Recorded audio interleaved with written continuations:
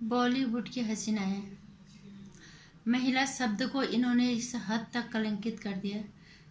एक औरत इतनी खूबसूरत किताब उस ईश्वर ने बनाई है, इन्होंने इस शब्द का बहुत ही गलत इस्तेमाल करके इसको कलंकित करके इसको इस पे जो धब्बा लगाया है ना, मुझे लगता नहीं है बहुत जल्दी ये धुलने वाला है।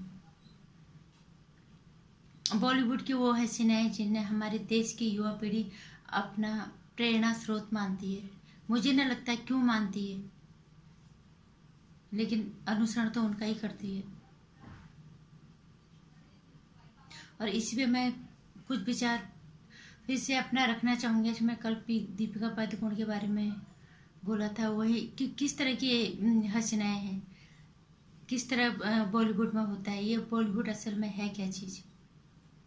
इससे पहले आपने मेरे चैनल अगर सब्सक्राइब नहीं किया तो सब्सक्राइब कर लो, वीडियो को लाइक कर देना और आने वाली वीडियोज़ की जानकारी कैसे हो घंटी आइकन भी प्रेस कर देना। नमस्कार, मैं हूं नंदिनी, स्वागत है आपका मेरे चैनल में। मैं ये कहना चाहूँगी, बॉलीवुड में ऐसा चक्का चौध है जहाँ पे बड़े घर की लड़कियों को काम, बड़े रसूखदार घर के जो लड़कियां हैं उन्हें काम बहुत आसानी से मिल जाता है। हालांकि मुझे नहीं लगता वहाँ पे भी उनको भी वो भी कुछ न कुछ तो कम समझौता करके वहाँ पे काम पाते होंगे। इतना आसान तो वहाँ नहीं है, लेकिन फिर भी कहने को उनको काम आसानी से मिल जाता है। जो छोटे घर की लड़कियां आती हैं, छोटे शहरों से आती हैं जो लड़कियां अपने सपनों को पूरा करने के लिए, जो उनका एक बड़े से पर्दे पे सपना होता है चमकने का, उस सपने को पूरा करने के लिए जो बिल्कुल कांच के होते हैं, जिनका पता नहीं होता कि थोड़ा सा भी ठेस लगने पे ये कब टूट जाए, उन सपनों को सच करने के लिए लड़कियां आती हैं छोटे छोटे शहरों से। उनके साथ अलग अलग तरह से शोषण होता है। बिना समझौते के तो उनको काम मिलता ही नहीं है सबसे। और अब मैं यहाँ पे बात करूंगी सारा अली खान की। छोटे घरों से लड़कियां आती हैं तो उन्हें समझौता करना पड़ता है। बड़े घरों को लड़कियां, सारा अली खान काफी अच्छे खासे घर से वहाँ पे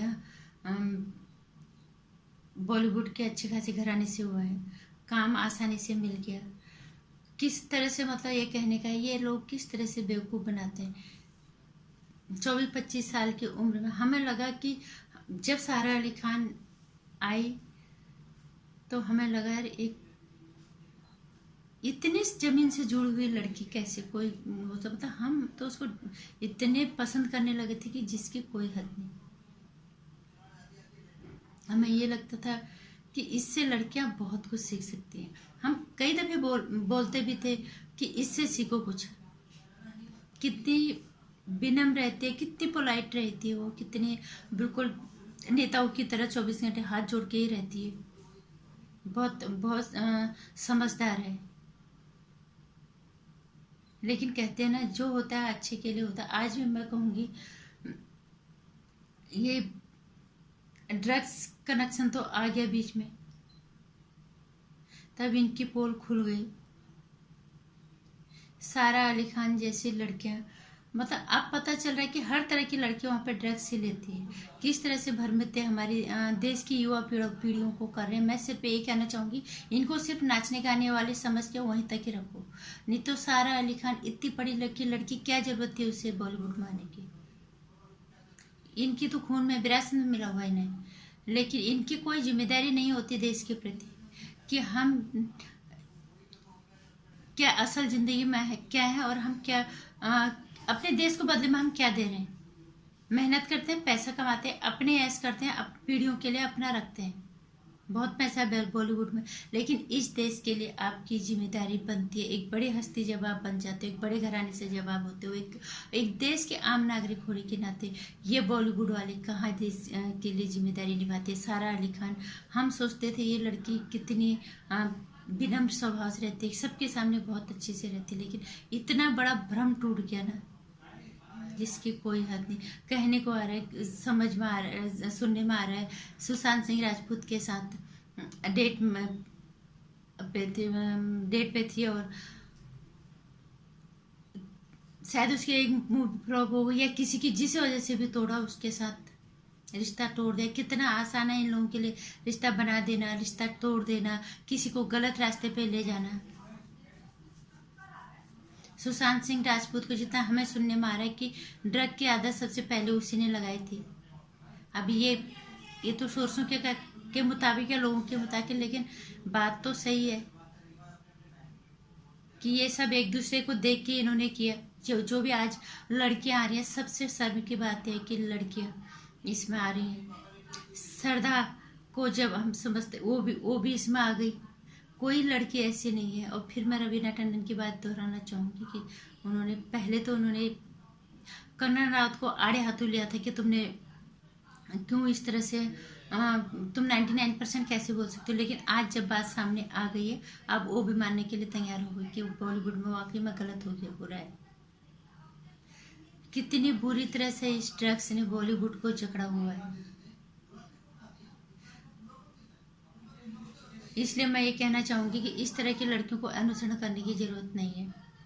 सारा अली खान जैसी लड़की, दीपिका पादुकोण जैसी लड़की।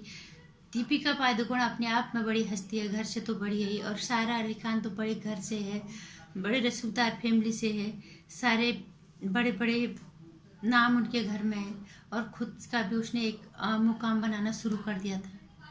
लेकिन उसको भी ये नहीं पता कि इस देश के प्रति मेरी क्या जिम्मेदारी है, इस देश की युवाओं को मैं क्या संदेश दे रही हूँ।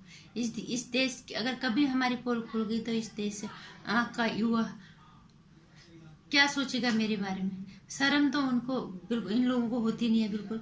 जिम्मेदारी का एहसास इन्हें पहले ही नहीं होता। अगर होता तो ये काम कभी नहीं करते। तो मैं ये कहना चाहूंगी कि इस तरह के इन्हें अनुसरण करने की अब जरूरत बिल्कुल भी नहीं है। जिस तरह से इनका नाम आ रहा है एक एक करके, एनसीबी में के रडार पे कई और लोग भी यहाँ पे हैं। और शर्मनाक बात है, सबसे ज्यादा लड़कियां ही, इतनी कम उम्र की लड़कियां हैं। मतलब हर उम्र की महिलाएं आ रही हैं। हालांकि पुरुष भी होंगे, पर अभी तो सबसे पहले तो लड़कियां इसमें आई हैं। तो मैं ये कहना चाहूंगी कि यहाँ पे कोई अच्छा नहीं है।